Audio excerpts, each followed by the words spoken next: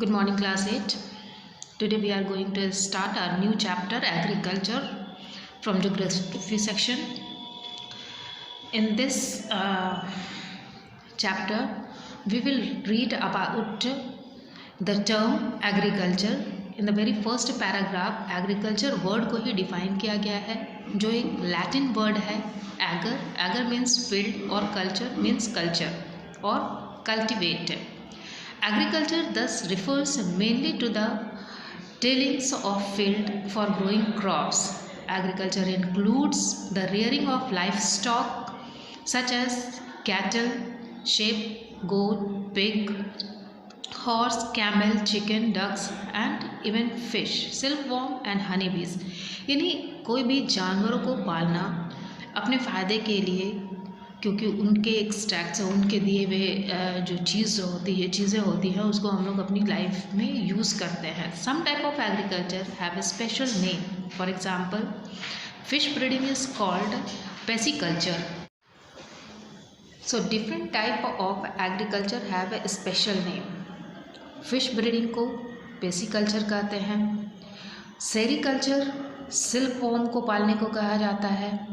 And horticulture flower या fruits vegetable को उगाने को कहा जाता है. You must have to keep this term in your mind so that it would be easy to understand. Farming, in which only nature methods of manurings and pest control are used, and the plant and animals raised are not genetically modified to improve yield, is called organic farming.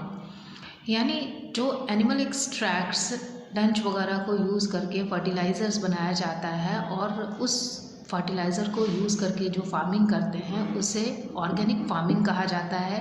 Agriculture is the source of livelihoods for about half of the world population.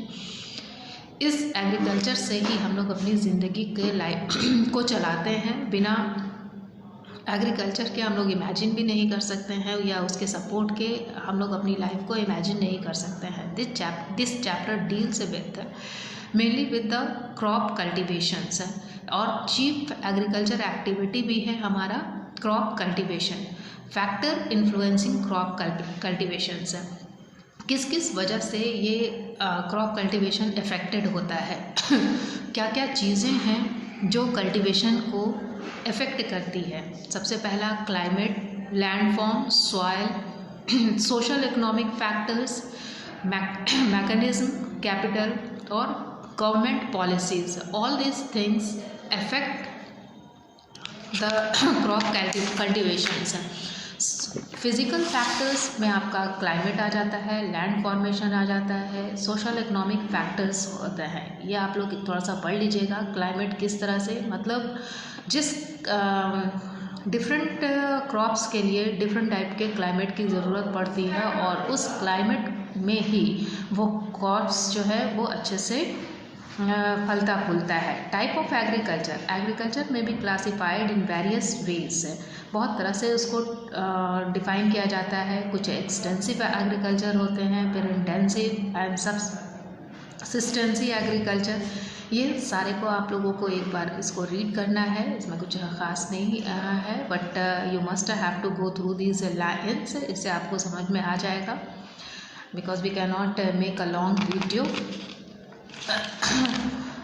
इसके बाद आप basically इसमें जो objective questions हैं every day you have to do.